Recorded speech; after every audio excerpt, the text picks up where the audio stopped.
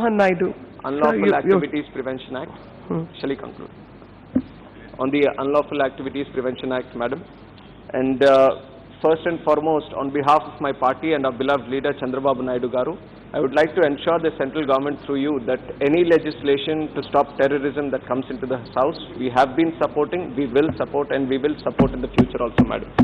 And we also appreciate and welcome the statement made by the Honorable Home Minister Amit Ji also during his reply on another bill, where he said that terrorism is neither left nor right and does not have any religion, color or gender.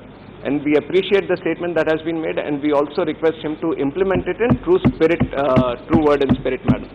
And also, coming to this bill, Madam, one of the most important amendments that bill makes is that it empowers the government to designate individuals as terrorists. Many people have spoken for and against this clause, but definitely we see that there is a unified spirit to fight terrorism that has come from across the House and also, I think, across the country, because it is the need of the hour today.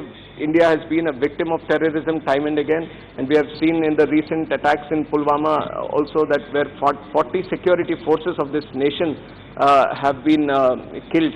And definitely it needs a stronger stand from the government side, from the country side also, Madam.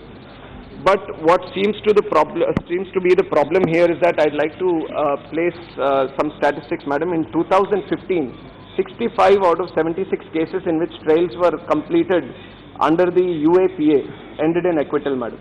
And in 2016, 67% of cases under the UAPA ended in acquittal. This is a matter of concern, Madam. More than 50% of the cases which have been registered under the UAPA are being acquitted. So my question to the government here will be, even though we are making a law which is trying to make it difficult for the terrorists to escape, or it is making it easier for us to capture the terrorists, this kind of bill where we designate individuals as terrorists, it makes it even more harder for the innocent who get suppressed under this act to come out of this kind of bill, Madam. And we have seen instances of this also. Earlier there have been the TADA Act, earlier there have been the POTA and similar legislations which were draconian laws.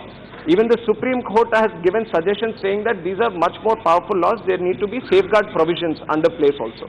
And taking that point of safeguard provisions, I would like to request or suggest the government also, whenever there have been these cases of innocent people being subjected to this kind of laws, they are proven to be guilty, they are not guilty, they are acquitted, but they lose their time, they are becoming social outcasts today.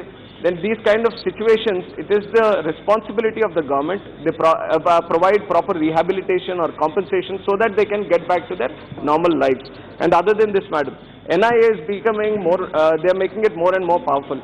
Let it be the NIA Act or even through this where they, without the pressures of without the permission of the DGP, they are allowing the DG of the NIA itself to seize the properties and everything. So we are making NIA more powerful. And somewhere we need to keep a check on the NIA also, on the accountability, how the NIA is working.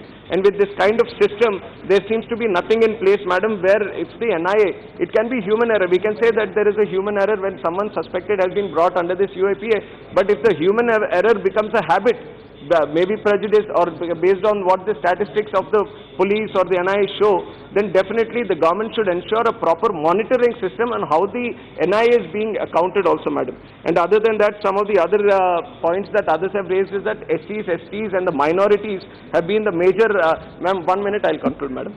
There's been the major proportion of people, even if it's under the jails or even if it's the ones who are tried.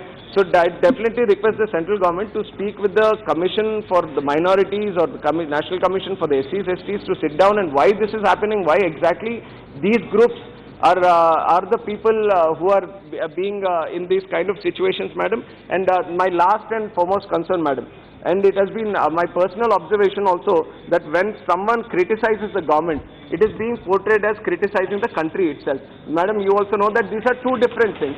And in this kind of situations, Madam, it is one can love the country, Madam, but still criticize the government. This is not sedition, but it's the right of the government to criticize, right of the individual to criticize. Therefore, I request the central government to not mix up these two things, Madam, to appreciate criticism when it comes on betterment of this country and to ensure that there are proper legislation in place and no misuse is being done, Madam. Thank you, Madam.